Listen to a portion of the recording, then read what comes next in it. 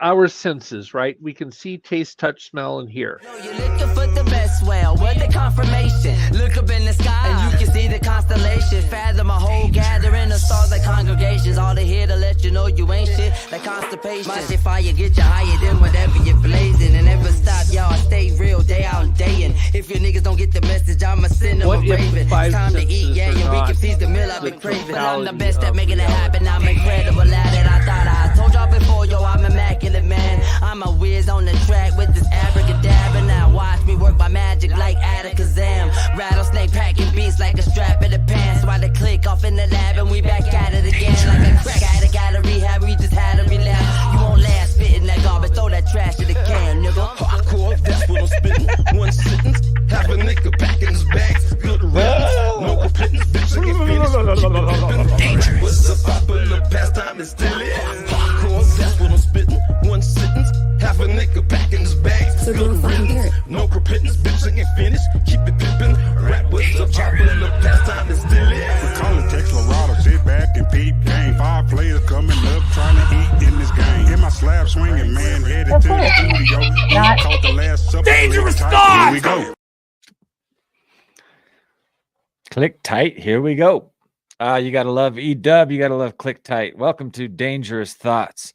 This is my co-host, Ticin Strasberg. I'm Manu Reme. And this is the podcast that dives headfirst into the shadowy realms of reality, exploring the edges where most of us fear to tread. Here we question everything and we fear nothing. From the mysteries of consciousness to the unsettling truths lurking behind the facade of our everyday lives. We peel back the layers to reveal the raw, unfiltered essence of our existence. This is not a show for the faint of heart. This is for the brave, the curious, and those who crave the uncomfortable truth. Tonight, me and Ticin are just going to discuss things that are going on in our country and things that are going on in our reality. And we'd love you. This is a show that we're going to ask people, Dangerous Thoughts listeners, to join us live from the beginning. So if you want to join the conversation and talk with us about the subject matter that we'll be discussing tonight, click on the Discord link in the description below, and our producer can send you right on through and have you join the conversation. You can also write at Subscript Pirate on X and send a note, and he'll contact you and figure out how to get you on the program. Make sure that you have your webcam on and your what is this called? Microphone on. Microphone, yeah. And you can join the program. Also, please help us keep this show going. Go to dangerousthoughts.show. You can buy a lovely Dangerous Thoughts mug there. We'll have more merchandise up very, very soon. The show is also brought to you by the group Click Tight, CLICTYT. Mikey, Mickey Sun, Mike One, E-Dub, Lou Bloodshots, Rattlesnakes on the Beat. These guys bring you incredible music. The first album, Click Tight, Take It To 'Em, is out now everywhere you download or stream music. So go ahead and pick it up. The next album, Click Tight, Rattlesnakes, Tex Lorado, will be out later this year. And 3 singles will be dropping over the next 3 weeks. So make sure to download those as well. Also at dangerousthoughts.show, we're going to have some Dangerous Thoughts merch coming up here in a couple weeks. T-shirts, hats, and whatnot. And we're also going to have Click Tight merch from your favorite rappers in the Click Tight group.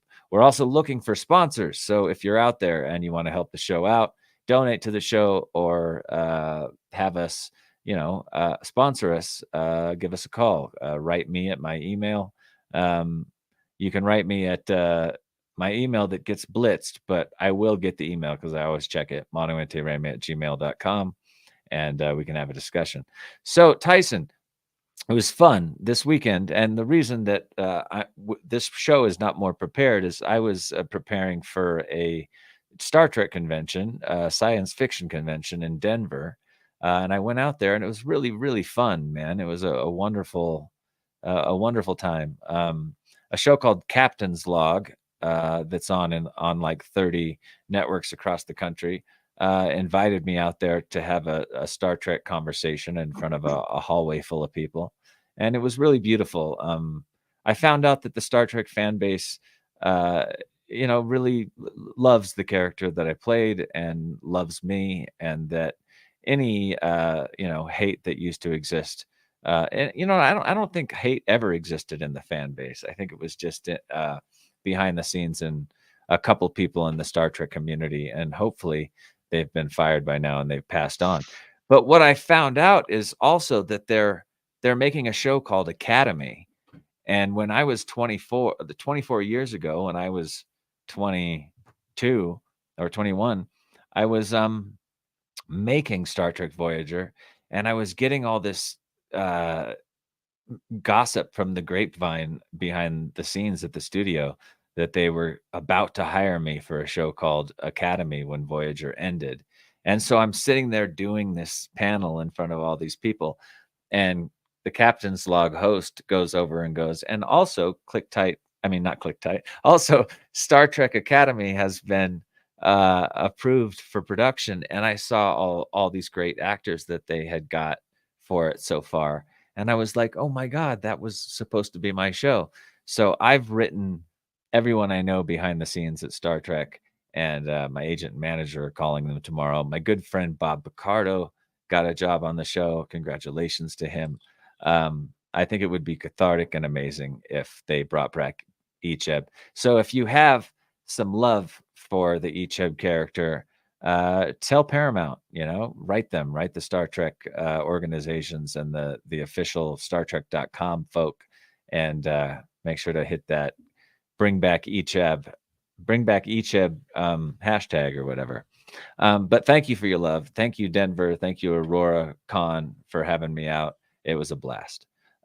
So let's get on to the show. Did I tell people to go to dangerousthoughts.show to do all that? You did. Stuff? Okay, so that's the website. Lots of fun to be had at that website, and it's going to grow into more fun content. We're going to be putting more stuff up there. Katie's blog is there. It's absolutely worth reading. Lots and lots of episodes of Katie's blog, and absolutely worth reading. Everyone is very interesting. So the other night,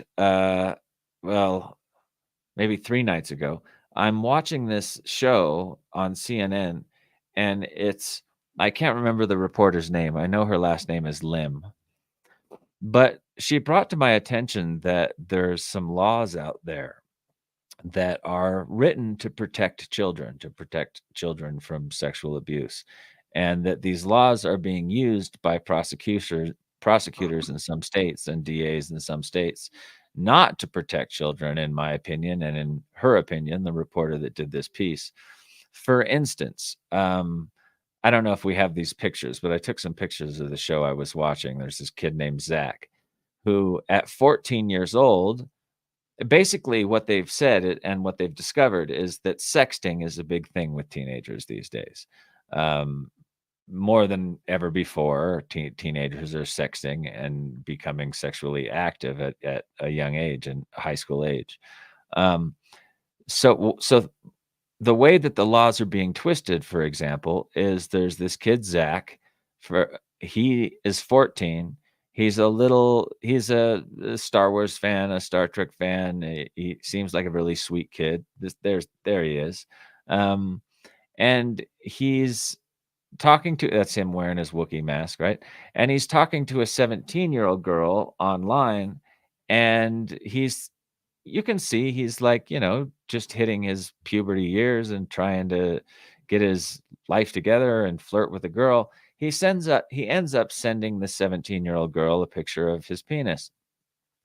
His parents find out about this, and they take him to court for distribution of child pornography, meaning taking a picture of his own dick at 14 years old and sending it to a 17-year-old, even though I'm not sure whether she asked him to send it or not.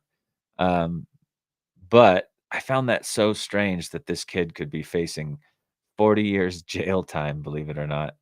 And he would have to sign up for a sexual offenders list that would stop him from getting jobs, stop him from getting employment in the stop him from joining the army of any of our armed services, stop him from government jobs, make his life very, very hard. And this is a 14-year-old kid that, sent a picture of his wiener. I think a lot of 14-year-old kids have done that. Also, there were many cases that she brought up. One, a 17-year-old cheerleader, a man, was 17, had sex with a 15-year-old. So he's 17. He's almost going to be a senior. He has sex with a sophomore girl, consensual, but the age of consensual sex in most states in America is 16. The parents find out about it. So because she doesn't have the right to consent, the parents sue the cheerleader guy for rape, and he's also facing these really stiff penalties of years in prison and jail time and signing up for the sexual offenders list. They even went on to say that of the 500,000 people or more that are on our sexual offenders list in America, that 1/4 of those people get onto that list before they reach the age of 17. So this is a big problem in my eyes, that all these kids are being wrapped up in these laws that were really written to protect them, not to put them in jail. I want to echo that, and two reasons the sex offender list exists. One is to protect children, and that's a big part of it. And when you register, you can't live within so many feet of a school, a park, a playground, etc. And for good reason. And the other part is sexually violent people. So maybe they're not interested in children at all, but they have a proclivity to rape Assault people, or adults and whatever. So it exists for both of those reasons. But again, children, minors. We're talking about minors. That's pubescent through 18, that are post-pubescent, but not yet adults. They're minors, and kids. I remember when I was a kid, do brash things. They'll take a picture. They won't even think about child porn. I mean, even if it's their own body, right? But it is child porn, and there does need to be some accountability. Like I don't know if it's a teacher, a parent, or whoever that sits down and say, no, this is bad. You can't do this. You could, because this stuff can live on the internet forever. And you might be 35 and there's a 16-year-old genitalia on the internet because you took that picture. But should they be, I mean, if you're 14 years old and you had a phone and you took a picture and sent it to your girlfriend, now you're a sex offender. Now you need to be on a sex offender list, and you might go to jail for 40 years. And I mean, that's not what it was for. It was to protect kids, not to punish kids. That is a really it's a heartbreaking topic, and I don't know, how do you balance this media is child porn, whether it's you or whoever. I mean, it is, and you're creating it, and that is a huge problem. But also, you're a kid, you're a minor who doesn't need to be on a sex offender list or jailed for the rest of your life. What is the answer? How do we deal with that?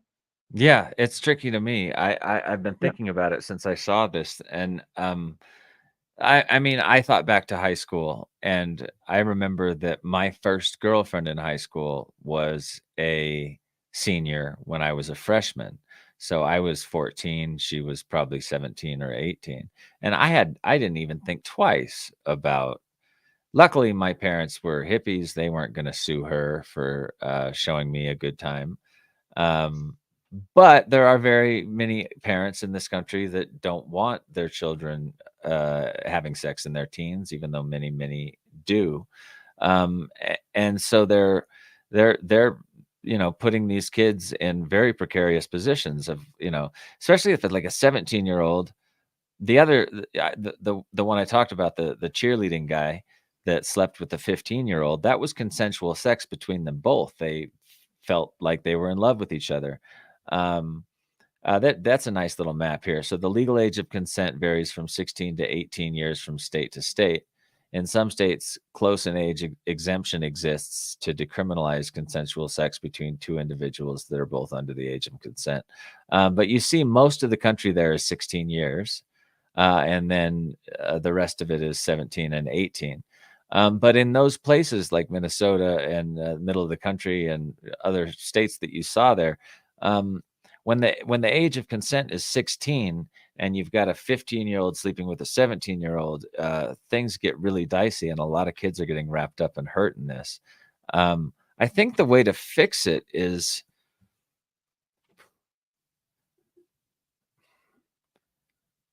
the way to fix it is simple. This is what I found so disgusting about the program. So not only are these kids getting charged with these ridiculous sex offender laws, even though the sex was technically consensual, but the juries in some of these states aren't being told the stiff punishment that the kids are going to receive if the juries find them guilty. So this one jury that found this kid guilty of sexual assault, even though the sex was consensual, the parents called it assault because the girl was 15 and didn't have consent, even though there was no violence or anything. This kid ends up getting like a long prison sentence. I don't remember what it was. It was like 12 years or something like that, having to sign up for the sex offender registry. And then the jurors were told by the reporter after the fact that this is what or it was either the reporter told them or they saw the judge lay down the sentence. So the jurors aren't being informed of what is going to happen to this child. So they follow the letter of the law, and then these kids end up with these really stiff sentences for, basically just high school flirtation and high school love. I think how you fix it is you take out those stiff sentences for, parents that, if the 15-year-old girl and the 17-year-old guy, or the 15-year-old guy and the 17-year-old girl wanted to have sex, but the parents are against it. Yeah, sure. Maybe some probation, maybe some classes, maybe some, whatever the parents deem a good punishment. But these incredibly stiff punishments that the laws are set up to, I think the laws were set up not to give kids these sentences, but to sentence, adults that are molesting children or having sex. And I want to underscore that, because that is so important. We are talking about minors here. We're talking about children under the age of 18.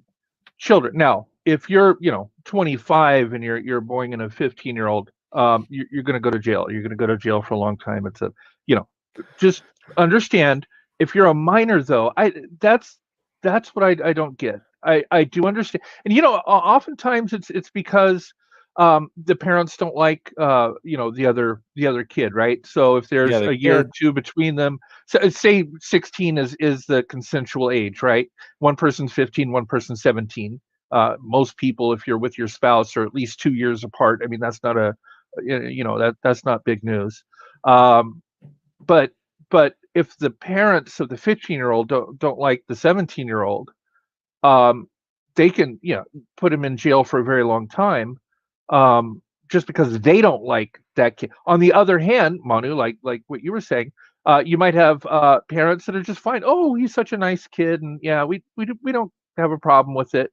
And so the same act is happening, but in one case, a person gets sentenced to 20 years. In another case, they don't, on the whim of a parent. On the whim of a parent, yeah. So they should should make the laws for minors having sex with minors, that those penalties should be much less severe, unless they're violent. But if they're just straight Yeah. up, consensual sex between a 15 and a 17-year-old, etc., they should make those penalties much less severe, and maybe up to the parents to punish instead of the court. For long periods And of time, right? yeah, And tangentially related, again, not to minors having sex, but to crime and punishment.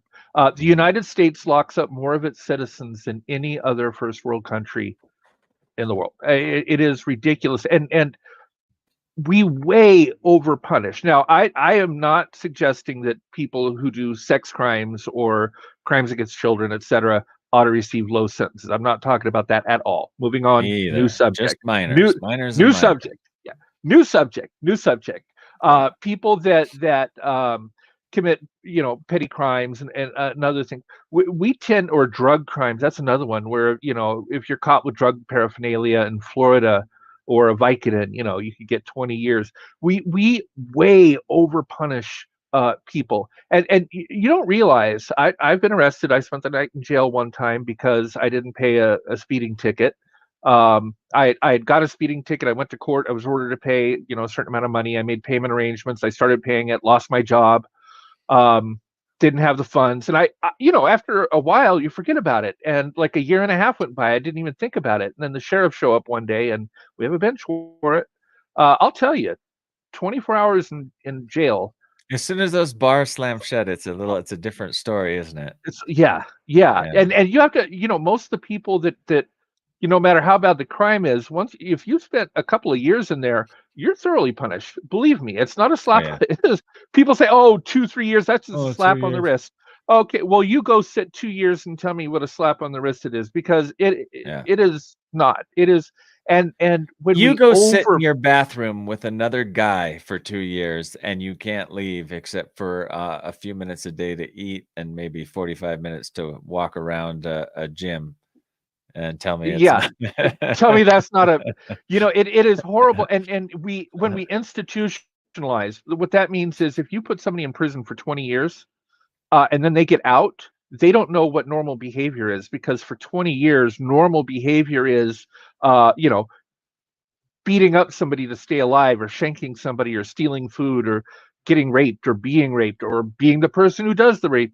This happens in these prisons when people are in there for 20 years. And now you've conditioned that person that everything that you've experienced for the last 20 years in prison is normal. And when you get out into society, you can behave just that way. And what happens? They go back. Yeah. You want them in there long enough that they're thoroughly punished, but not so long that they become institutionalized. And that's a fine balance. And people, can you anytime imagine somebody, a 17-year-old kid who just has sex oh, with his girlfriend and then has to spend the next 20 years until he's 37 in a heavy institution, what he's what's it going to going to be come like out? when he comes out? Right. Yeah, he's going to be completely lost from reality. So we want this to Right. be a fun show. I know we're talking about some serious Some subject heavy matter, stuff. but Legacy Zach said something about establishing Hammurabi's code. I don't know what that meant. I don't know what Hammurabi's code is. I suggest going back to Hammurabi's code. Do you know what that is? No, I'm guessing it's going to be something similar to eye for an eye, but we'll Yeah, see what Hammurabi's code is. steal the bread, cut off the hand. Maybe. Yeah. I don't know. Masturbate, cut off the hand. I'd figure out how way to use my elbows. I don't know. Or you could be like JD Vance and just find a nice soft couch.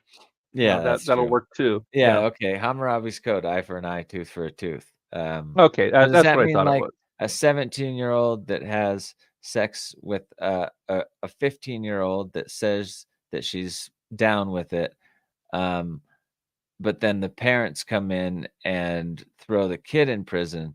Does the kid, after 20 years, get to go back and send the parents to jail for having sex in their 60s and that just being disgusting or something like that? No, I don't think that's how it works. But we over punish. And this is a good line. Yeah. Danny Hangartner says creates hard feelings, runaway street persons, young hookers.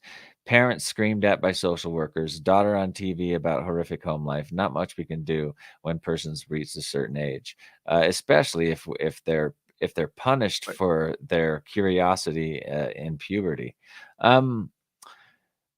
Okay, so I do want to remind people, if you want to come on and join the conversation live, you don't have to show your face. You can come on anonymous, but you can click the Discord link down below. We'll bring you on live. I love that people are commenting, but I'd love people to join the conversation this week because we have a few topics to talk about. I think it'd be a lot of fun. So yeah, I think that's the answer. I think state by state, people are going to have to come up with, someone is going to have to fund signatures. We're going to have to grassroots. People are going to have to get the laws on the books that say when minors commit infractions that aren't violent, that these heavy punishments can't be placed upon them. Some law like that needs to be put on the books federally and state by state. Right. That's my answer. I can't think of any other way to change it. The other thing that I've noticed, when I see school shootings and things like that, people are very, very quick to rally around the victims and to demonize the shooter, and I understand why. I really do. But I was a picked on kid in school, bullied kid. I was horribly, I'm an openly gay person now, but by the time you're in junior high and high school, you kind of know if you're gay or straight. And I knew what I was, but obviously I couldn't tell anybody. And I'd never had a girlfriend, and I was beat up and everything. Oftentimes, these kids that are school shooters are bullied, they're beaten up, they're pushed to their breaking point, and then they get a hold of a gun and they confront their bully. And certainly, I want to be absolutely 100,000% clear that I am not advocating that is not the right way to handle the situation. But an undeveloped mind, a young kid who's at the breaking point, can do things. And yet, and at least when I was a kid in school, where were the teachers? Where were the counselors? Where were the principals? Where nobody stepped in to stop my bullying, and there were teachers all over the place. Yeah, me either. And there was a school counselor, but he was a numbnuts. The guy was just so lost. And it was like they just hired the me, worst possible person to be a counselor. Right. And I wonder if public school has gotten worse or better in that regard. It must be worse with all the violence happening there. Not better. So that actually transitions me to another subject that I wanted to talk about. So it turns out a couple of new movies have come out recently, and they came out because over the last 5, 6, 10 years, millions and millions of younger age citizens have been looking into the Lyle Menendez murder, Joseph and Lyle Menendez killing their parents back in the 80s. Now, Joseph and Lyle killed their parents, and their story was, which is a very convincing story. If you watch the testimony in the trial, and you watch Lyle's testimony, and you watch Joseph's testimony, they're asked about what, in fact, their parents did to them. And you got to remember, this is back in the 80s. So we didn't even talk about the possibility of parents abusing their kids back then. Like anything more taboo than doing it was talking about it. So there's been this real re-examination of this case on the internet. Millions, hundreds of millions of views on several different channels of basically teens and 20 to 30-year-olds really trying to take another look at the Joseph and Lyle Menendez case to see if we got it wrong.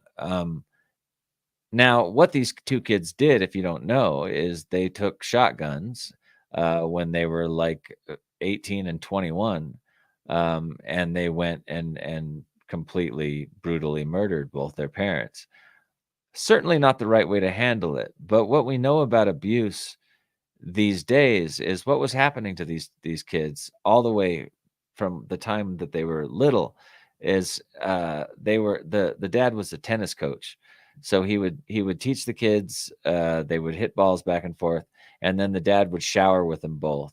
And it started with fondling when they were like 7, 5, 8, And then suddenly at 10 it was oral sex, at 11 it was anal sex, and the father was doing it to both of them all the way up until the point where they became elderly teenagers. It never stopped.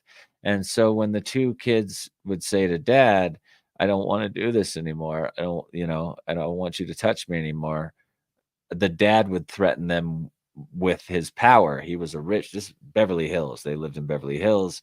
Dad was a rich executive. Mom was complicit, and she knew that this was going on, didn't say about it.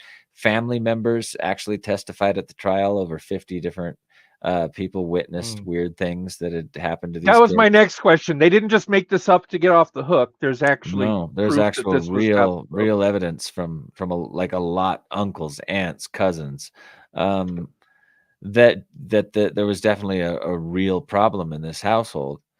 And so you were talking about abuse and the cycle of abuse. right. And when do you how do you stop that cycle, and how do you the right thing for those kids to do, of course, would have been to go to the police. But they felt like after years of being abused that they didn't have that option, that if they went to the local police, their dad was powerful. Their dad would have sent them off to a mental institution. He had enough power that they were afraid of him. Right. They were afraid that if they told, he would kill them and or just completely, send them off to a mental institution. And in the 80s, we were not aware of the cycle of abuse. We were not aware of a lot of. We've become much more open to that these problems exist. We were very close-minded to that back then.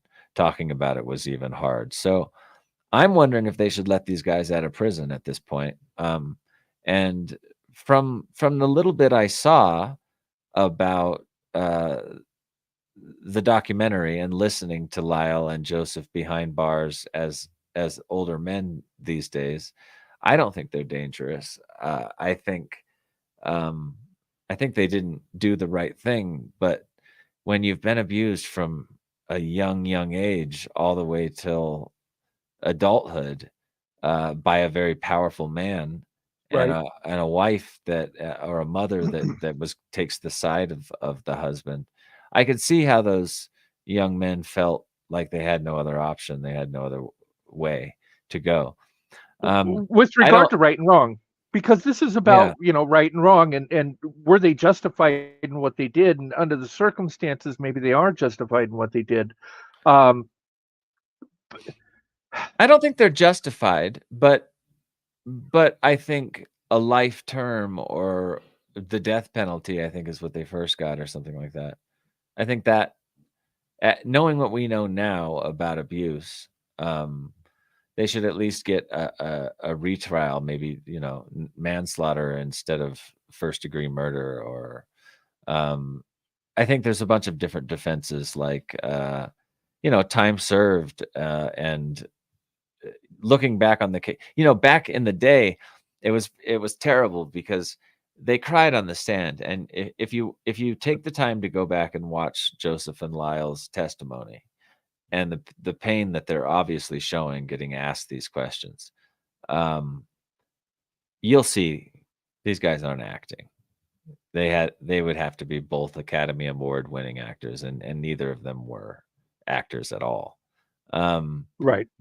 And you can feel it come through. But back in the day, in the 80s, like Saturday Night Live was making fun of them.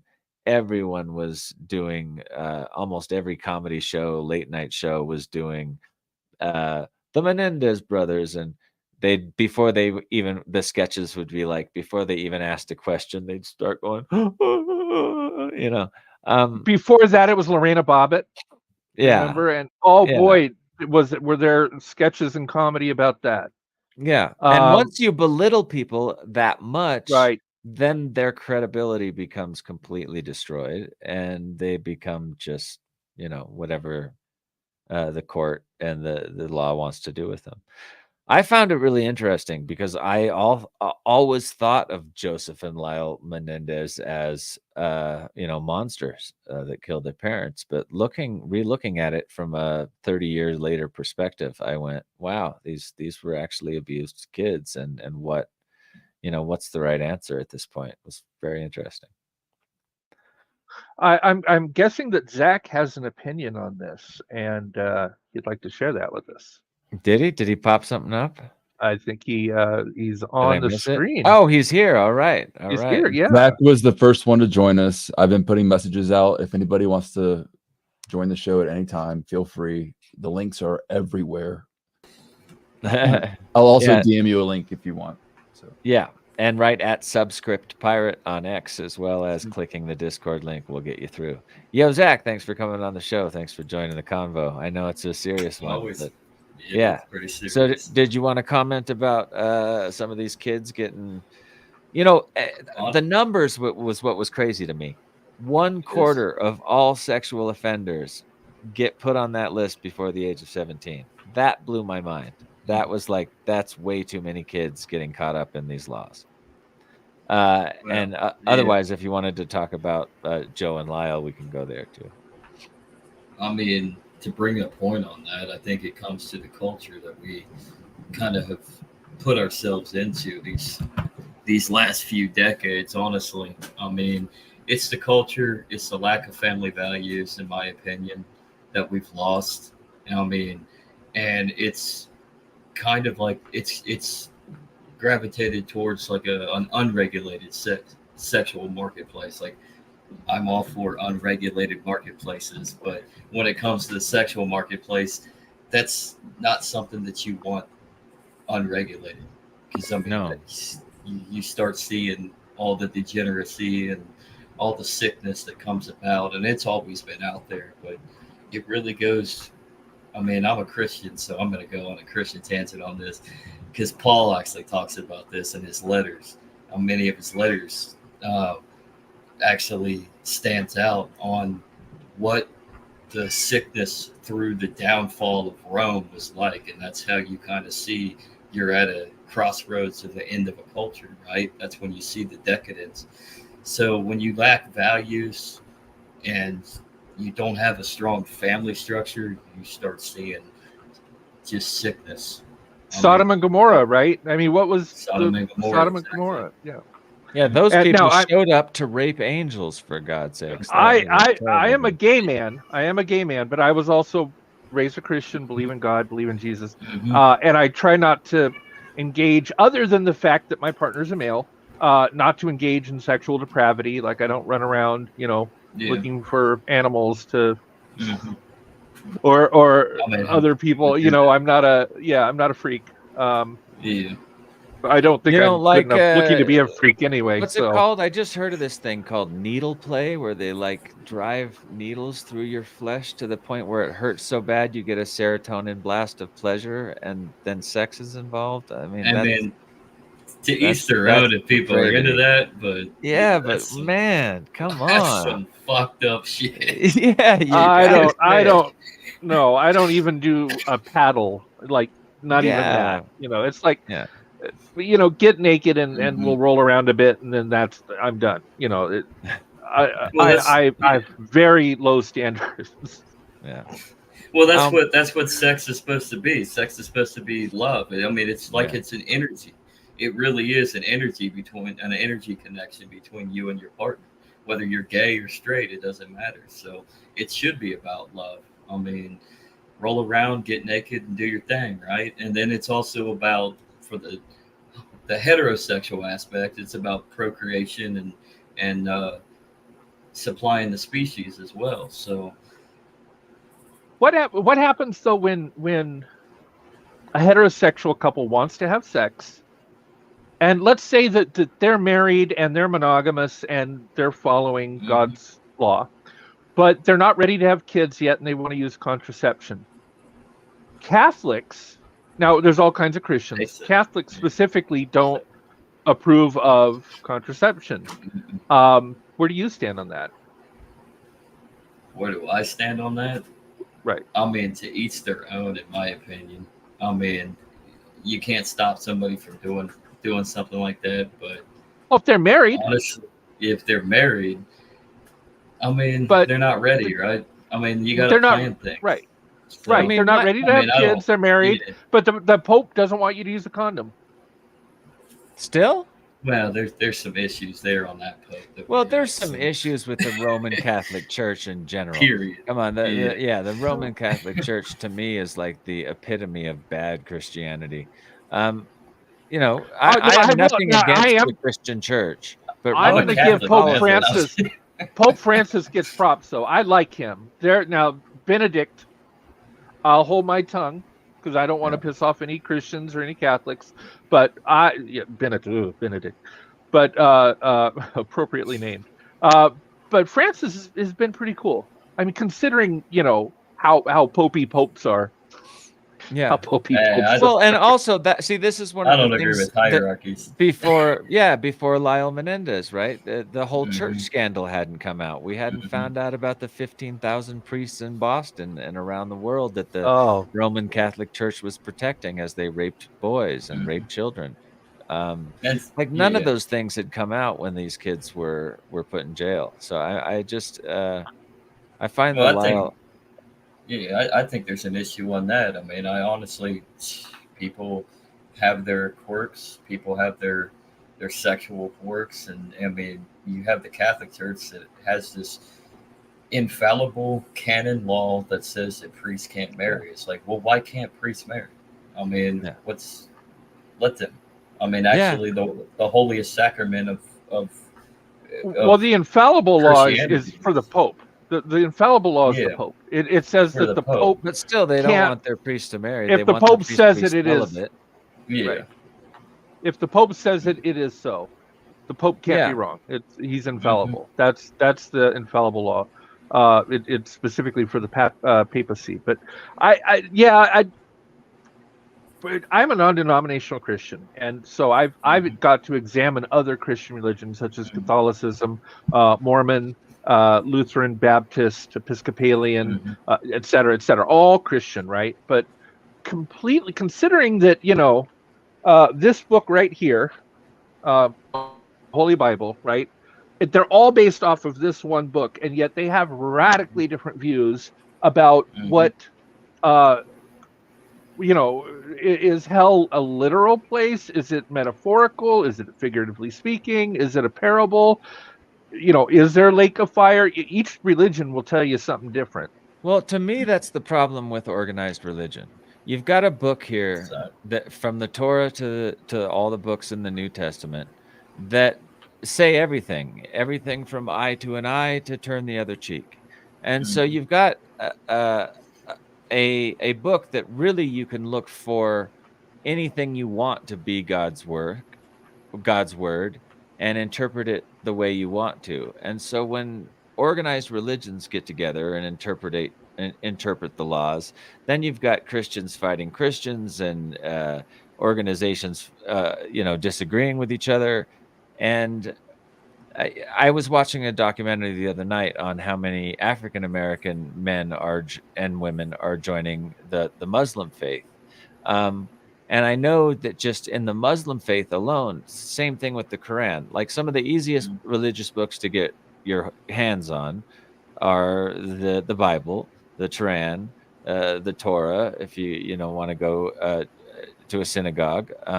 Those are basically the three easiest books to just get a hold of, and the highest rated growing religions to this day. And I lost my train of thought. I guess God doesn't want me to talk about anything. Well, that goes again to the religion. There are people who will say that Sodom and Gomorrah is specifically about homosexuality. Others will say Sodom and Gomorrah had nothing to do with that. It had to do with the angel going into the town and being propositioned, being turned away, the inhospitable situation of it all, and everything in between. I don't know. Yes, they were very much of the body of the flesh. They were very much, a lot of the 7 deadly sins, they were all over the place there. I get that. Was it specifically about men having sex with men? No. I don't think And so. and here's the thing too, that I remembered my train of thought. All of these books are collections of ancient writings. So they're books of books of books of books of books of books, all written by men. And especially for the Quran has all these terrible laws in it that if you choose to interpret Islam that way, you can cut your daughter's head off, or you could kill your all sorts of horrible things that are happening in the Middle East. Yeah, you can. Yeah, exactly. You can, if you want it, you can take it. Those kind of things, and even the honorable, no, even Muhammad himself. I've heard, and I read a little bit of the Satanic Verses back when it came out. Not back when it came out, but years after it came out when I was in my 20s. But the truth of the matter is, the guy, as he was writing these things down, was uncertain whether these teachings were coming from the devil or God. And ultimately, he decided this was coming from God, but he wasn't even certain that he wasn't getting voices from the devil or voices from an evil spirit of some kind. The Roman Emperor Constantine gathered. Actually, a city was created after him called Constantinople, but that's from the Emperor Constantine. Gathered a Council of Nicaea around 300 AD, and there were a whole lot of collections of Gospels, of Jesus, and there were different ones. Some Gospels made it in there, some Gospels didn't. Some Gospels had Jesus being mortal, being just human. Others had him being a deity. And, these things were haggled over by bishops and by spiritual leaders at that Council of Nicaea. And that is what brought us the New Testament of the Holy Bible, Matthew, Mark, Luke, John, etc. The Old Testament, much of this was also put together at that time. It was considered Old Testament, but it was from the teachings of Moses and what today we might call the Torah, Older Testament. But like the Book of Enoch didn't make it into the Holy Bible. You will not see the Book of Enoch in here. Make it in. Oh, tons of books and tons of stories and other things did not make it in. It was either deemed worthy or not worthy. And but yeah, in 300 AD, it's just a council of spiritual leaders that decided what's going to be in and what's going to be out, and that's all we have. So there's a lot more out there. Yeah, like Peter in the Talking Cross, the Gospel of Peter. It's like it's actually one of the shortest Gospels, but it was I guess it was just so radical for the time and so magical. How can someone get a hold of all the uncanonized texts? Is there could you go on Google and just say, I would like the Enoch is published. Yeah, you can find the Book of Enoch. Same with the Apocrypha as well. The apocryphal texts and you can get that on Amazon. Dead Sea Scrolls. Okay. Dead Sea Scrolls is another. Now I don't put stock in this, but the Mormons. I'd love to read those books because I've read the Bible, but I've never read all the uncanonized books that from the same time. I think that would be fun. Is it Joseph Smith? Is that the Mormons? Where he saw. And that happened here in the Americas, and supposedly an angel came to him, and he found a golden tablet, and I don't count that as particularly canon. but there's a whole who knows? There's a whole Book of Mormon too about Jesus showing up in America. Yeah. All right, so man, I'm doing terrible tonight. I'm sorry. I tore you off. That's on me. No, it's okay. It's just that I had a couple of really things you guys were talking about that strung together, and they've popped out of my head already. We lost somebody. I was about to welcome him, and then he disappeared. Chris. All right. Well, Chris, thanks for coming on for a second. He's on his way back. All right, Dave. What do you have to say about some of the subjects we're discussing this evening? Well, first of all, saying back at some 20-odd years ago, I found out that my 15-year-old sister was dating someone 5 years older than her. and no idea what they were doing and things like that. But 2 years later they end up getting married. They have since gotten divorced, but at no time neither his parents. Sorry. And he just told Yeah, me today that he has his 3-week chip or whatever, or 3 weeks from not smoking pot. Yes. Look, I got my 4-month chip for not drinking alcohol. well, yeah, But yeah, I'll give you same. that. But yeah, I don't have a 3-week chip. They don't do 3-week chips. What but I is do. the other chip? Like, It's a C. What is it called? yeah, it's AC? Cocaine Anonymous, but it's for like all mind-altering Oh, substances. Cocaine Anonymous. All right, Yeah. but they consider weed dangerous.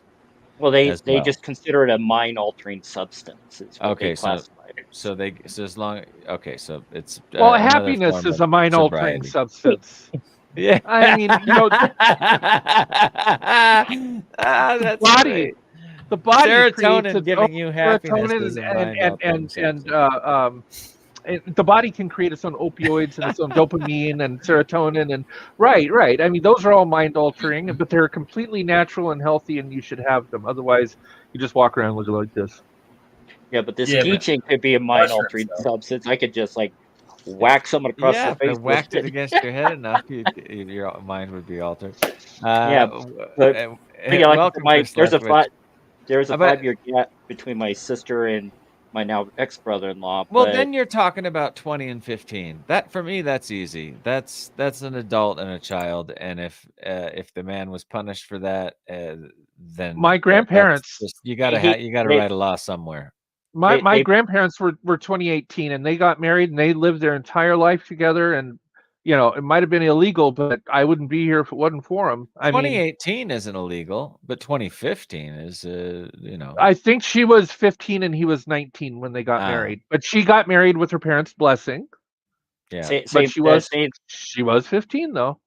Yeah, that was the same situation with my parents. Also a different time, right? I think that was pretty. Oh yeah, that was then. That was the 50s. Yeah. That was the 50s. It was long time ago. Left Witch, what do you got to say about any of the 4 topics we brought up tonight? Well, I haven't been here the entire time. Oh, by the way, what's that? What's up? What's that? I've missed that. Oh, I love that face. Yeah, you should put that stalker sometime if you haven't already. Okay, yeah. I got a question. Did he do it? Who? Did he? Did he do it? Did he do it? Did he do it? Did he didn't do it? Of course he did it. Of course he did.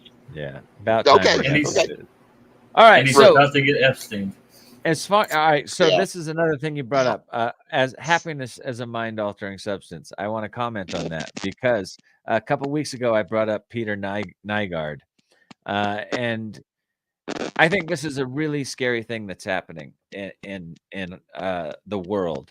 They're opening all these clinics and they're giving out anti-aging things like HGH and testosterone and certain steroids, and lots of these clinics are run by doctors that are telling 50-year-old men, 60-year-old men, 70-year-old men, 80-year-old men that their testosterone levels are low and they're being treated with HGH and testosterone if they can afford it.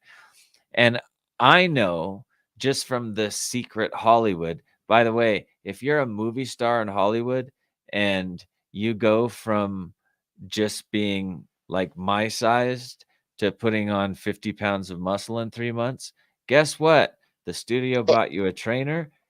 They also sent you to a clinic for HGH, testosterone, and steroids, and they got you a nutritionist, and they're doing it right. But that culture is creating this culture where 70-year-old men, 80-year-old men, 90-year-old men are popping testosterone and popping pills and sexually out there doing it. That's not good for your body, dude. I don't think it's good for the culture. I don't think I Right. don't think a 70-year-old man built like a brick shithouse that's thinking about going out and getting it at 77 years old is Black good speech. for anybody. Yeah. I think it's going to Lem- lead to all sorts of trauma to young women. Testosterone is a really dangerous chemical. And I know this because It is. I've gotten buffed up for a few movies and been through this process. And you can feel your body transform, and you can feel your mind starting to be much more controlled by your nether regions. And Right. Yeah. Yeah. this chemical is given to us so that we want to breed with pretty much anything if you get too much of it. Get Bridget to the choir, and dude. also, The choir news all about this. Also be competitive. Like, I want to get in front of that guy and get, that guy cut me off. And it really, that competitive thing comes from testosterone too. Yeah. So this idea of these anti-aging clinics and how much they're over prescribing testosterone to elderly gentlemen, I think It's to is make money. creating a danger. It's to make Yeah, money. of course it's to culture. make money. It's to make Here in money. San Diego, we have a place called Black's Beach. It's a nude beach. And last time I went there, probably 20 years ago, and I remember, I was in my 20s, and I'm like, ooh, a nude beach. I was all excited. Went down there. Oh my God! Everybody was 80 years old, like balls dragging in the sand behind them. between their knees as they walk. Women, the only thing between their cleavage was their belly button, and they're playing a dangerous game of volleyball. You never know what's going to get hit over the net. I mean, I was going to say bouncing everywhere. And oh, I'm sorry, I spiked your tit. I tripped over. I'm sorry. Oh my God! I tripped over my dick and I spiked your tit. My bad. or somebody's testicle. It was crazy. Yeah. There you go. Okay, here, go with me. New concept: female volleyball with 80-year-olds that can only hit the ball with their tits. I'd watch. There There was a lady named Hortense whose tits were hugely immense. One day while playing soccer, out popped her left knocker and she kicked it over the fence. There we go. Yeah. You heard that. Yeah. All right. So I cut you off, Chris. You were saying something, and I got all excited about. I don't remember creating our reality. Yeah, I don't remember either. Sorry. Chemical creating our reality. Well, chemicals do create our reality. Serotonin, dopamine, testosterone levels, etc. They really do create your personality and thus our culture and our society. This is nicotine. Nice. Oh, well, nicotine. Hey, actually, they say you can't smoke that on YouTube anymore. So lean over if you're going to. Oh, yeah. It's what I've been doing, if you haven't noticed. Yeah, okay. And I think we have Katie on the show, as well as Zach, who's still here, and Dave, who's still here. Katie, what do you want to comment on some of these subjects that we've talked about? And we're getting near the end of the show, so we're going to wrap it up soon. Thank you guys for coming on. And how the law is different in the UK. And how the law is different in the UK, and be interesting to hear. I know that the UK, at least from what I remember, Katie, tell me if I'm wrong, it's 16? Not anymore. No? In the last couple of years, it has been raised to 18. However, when it was still 16, like generally, there were certain different laws for gay men. Really? And the age of consent was 18. The age of consent for gay men was 18, while the age of consent for straight women was 16? Straight men and straight women. I know. It's absolutely ridiculous. That is so ridiculous, because I know gay culture, and it should have been completely the opposite. Yeah, that's ridiculous. I'm sorry. I just gotta just real quick. There's a strip club here it's not a strip club. It's a swingers club here in Nashville, and it's called Menages. It's $75. It goes on Thursday, Friday, and Saturday nights, and it's $75 for men. It's $5 for women, and it's an invite only. And anything goes. I mean, you can like snort blow off the bar and shit. Sorry. I'm done. Sorry, I just had to throw that in there. Go ahead, Katie. No, I mean, when I was 16, back in 2003, I got with my first partner, Rub it in. and I was 24 when we got together. And that was absolutely fine. But if that had been like two gay men, it'd have been totally different. And Wow. I mean, now the laws of, I mean, I can't remember if it was the beginning, like January this year or January last year, that the law was, that the age of consent was raised to 18. I honestly can't remember. I don't really follow stuff like that, in all honesty. But I'm depressed about that, because I thought that Europe was ahead of the curve when they were letting kids smoke and drink at 16 and getting their driver's license, smoke, drink, and have sex at 16, and letting them get their driver's licenses at 21. It made so much more sense to me that you would get 5 years of experience before you got your driver's license, where we do the exact opposite. You know, we let people smoke, drink, and have sex at 16, and then they get their license the same year. It's just a bad idea. Well, the age, the lawful age for smoking and buying tobacco products has now been raised to 18. Here it's been raised to 21. It's 20. Yeah, some states 21. Smoking cigarettes is 21 now. 18, but we have what's called a check 25. So if they think that you look under 25, they will ask you for ID to prove you're over 18. It's a bit weird. But I mean, I've been going out clubbing since I was 14 years old. I never lied about my age. I just looked old enough, and they were not as strict as they are now with ID. But I mean, the last time I went to, the last time I went to a nightclub, you had to go, like, you had to have photo ID. Even if you looked 60 years old, you had to show ID. You had to go through like facial recognition. You had to go through a metal detector. It was like going through an airport. And so things are getting a lot more strict over here.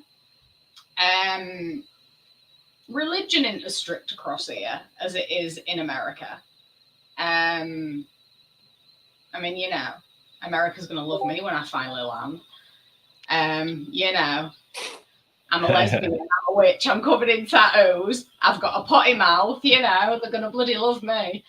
Aside from your accent, they wouldn't know you weren't American. That's what we're supposed to love about this country. The whole idea is that it's a melting pot. For me, as an American, that's what I like about the idea of America, is that we're supposed to accept all cultures, all races, which is something we didn't even get into, all belief systems. You know, as long as you're not intentionally, violently hurting anyone or hurting anyone in any way, shape, or form, you should be able to exist in your own free will, and fuck off if you don't like it. I'm gonna cast a spell in my house and eat some pussy. Well, yeah, but as well, you know, keep out of other people's fucking business. You know, I mean, you're living your life, I'm living my life. We may believe certain different things. You know, we may live different lives, have different sexualities, but we are still friends. We still get on. You know, we connect, but we don't interfere with each other's lives. We don't dictate to each other. This is what I can't stand about humans. This is, I mean, obviously present company accepted, of course, but this is why I can't stand people. You know, if somebody is living their life and they are not causing harm to anyone, leave them the fuck alone and keep your nose out. That's what I don't get about gay marriage. They were against it, and they said, you know, when we, meaning my community, said we have the right to get married, and the straight community is like, well, we have the right. You know, our beliefs are just as much as your beliefs. Why should your beliefs win out? You know, we don't believe gays should be married. And I'm thinking, like, look, if you don't believe in gay married, don't get gay married, right? You know, if you believe in straight marriage, just get straight married. What does that have to do with me? Exactly. I don't Dude, get it. I don't get it either, dude. The state, telling you that you can't get married to another man is no different than telling me I can't marry a girl. Right. Or It's that the you same. can't It's marry a two-way another street. race. It's Yeah, I disgusting. can't marry some hot black chick, which I would Yeah. love to do. But anyway, giggity. But Yeah. the thing is, the only thing to me, I mean, having the ceremony and all that lot, and declaring your love in front of your friends and family, you know, that is a beautiful thing. You know, oh, my Calipud. I know you asked. Here she is. Yay. But you know, making a declaration of love to one another in front of friends and family, professing your love, celebrating it, that is a beautiful thing. But the only thing that marriage actually is, when you sign that marriage license, is it's only been legalized and recognized by whatever government you fall under. And then you also get like a lot of tax breaks and different things for being married too. Maybe they just didn't want the rich gay guys to have tax breaks. If you've been together for so long, you know, if you've been together for like 10 years or 15 years, but you're not married, you should still get the same benefits of marriage. Yeah, I think so too. You legalize it, you know, because you are basically married, but without the legalization of it. And without the contract. Yeah, you know, it's a legal contract. And I'm sorry, but that shouldn't be needed. If you're in a long-term relationship and you are committed to each other, you live as man and wife, or, you know, as a married couple, you should be able to relish the benefits of that without having to legally bind yourselves. Right. So right. not just each other, but the fucking government as well. But just so everybody can say they saw it, this is Tyson petting pussy. All right. Yeah. You can say you saw it. Yeah, dude, I remember back when I was like 10 years old. You know, so this is 40 years ago, and Tennessee had common Kiss law it, Titan. marriage. Kiss it. I was gonna.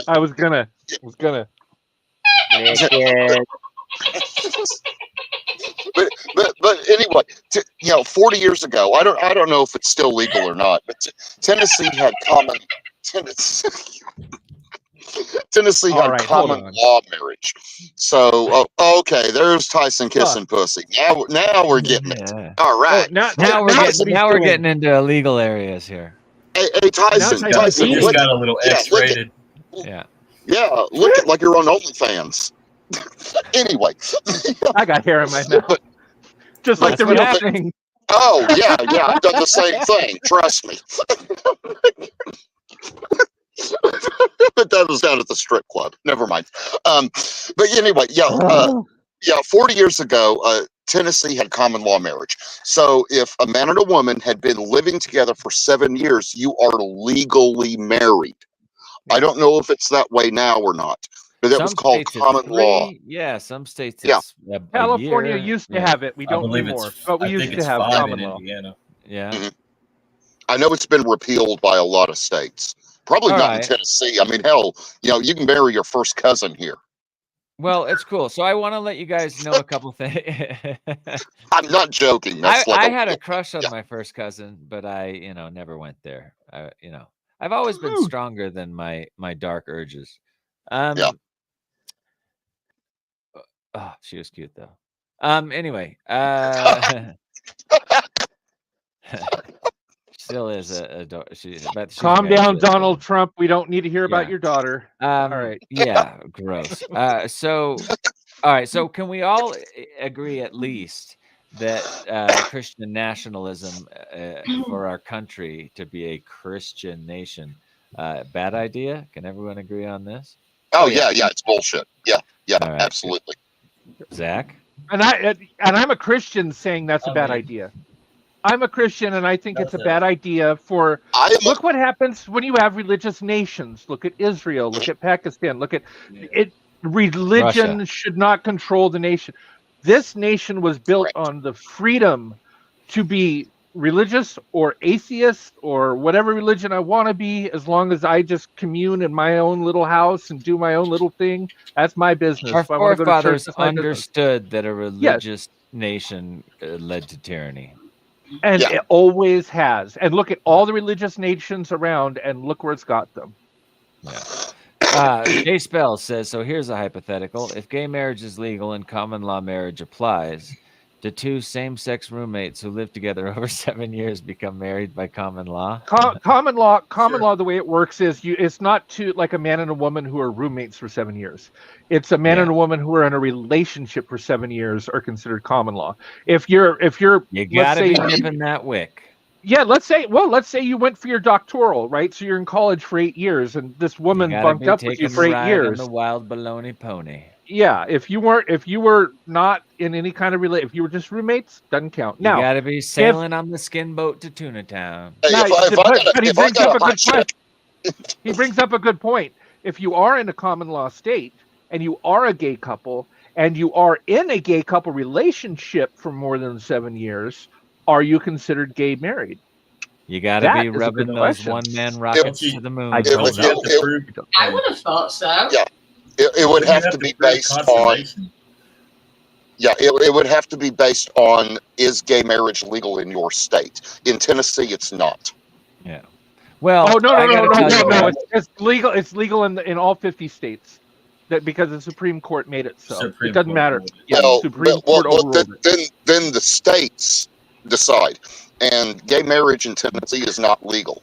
Neither are drag shows. You can get married in Tennessee by law. Yes, you can. So here's another. I don't know.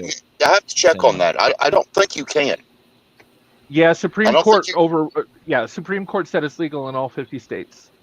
Well, as much as I would like to keep the conversation going, I really do love you guys. It's been nice seeing y'all. We've done a really good job of keeping the show to an hour tonight. We're actually 18 minutes over, but it was a good conversation.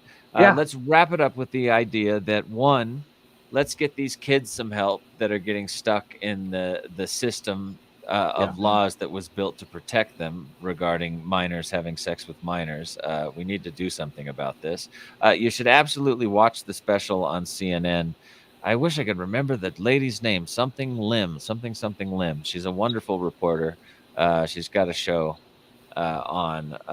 I'll tell it to you next week on the show. Let kids be kids. Number two, what was the second thing we talked about? Oh, check out the Lyle Menendez documentary, and let's re-examine that case because it needs re-examining. And number three, religious freedom is important, and let's stop bashing each other for our different beliefs. Let's keep America a place where it's the freedom of religion and not the not the country where you have to be religious and the laws are passed down by God. And number four, was there another one? I don't know. I love you guys. You guys are good friends. Oh, I want to just announce one little thing. Free rides for commies. There's no middle finger to the law. I want to say that. And also, lastly, dangerous thoughts. We are trying as hard as we can to get investors to take dangerous thoughts on the road.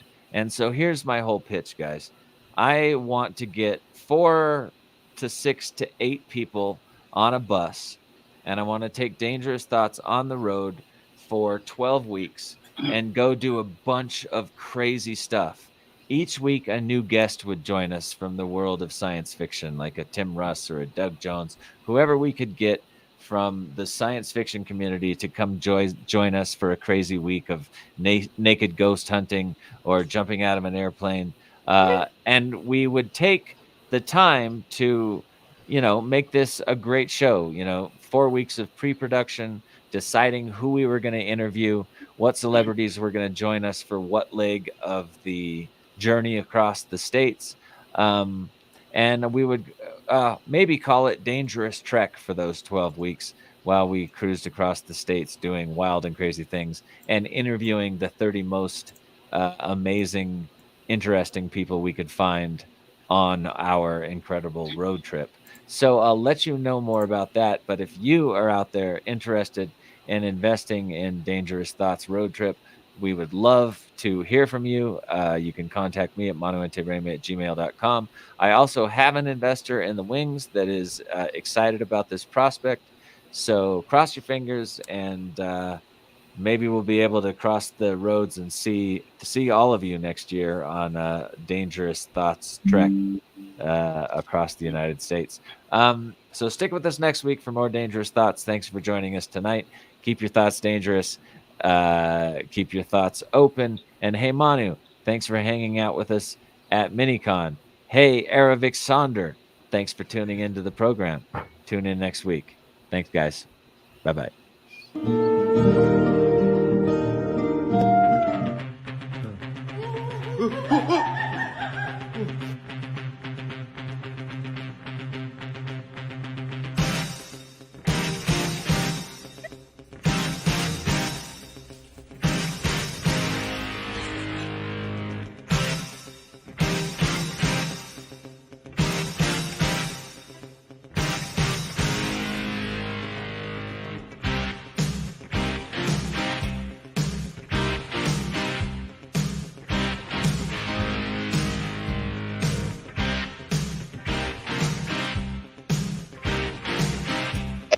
Yeah.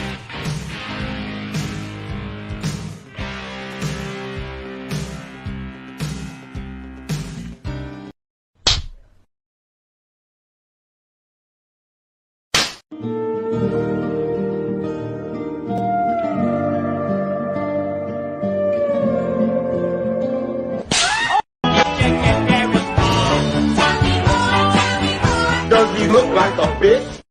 And his name is John C. بوكسينج عيب دور بالعمي بس يلا دورك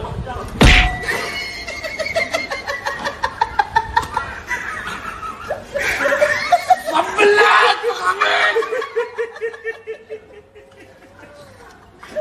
Yeah, you gotta love the focus here with the driver on 13. A deer is sucking off another deer in the background. It does not faze him as he rips that down the middle. That's about 315. Take it to him. Ruining motivation to survive. Private side is like the jungle, hold the rest of a nation. You couldn't hold me like a tongue, your knee collapse in the way. Hey, gorilla hearted, I be in my chest and say you lie. Take it to him. Ruining motivation to survive. Private side is like the jungle, hold the rest of a nation. You couldn't hold me like a tongue, your knee collapse in the way. Hey, gorilla hearted, I be in my chest and say you lie. Hey.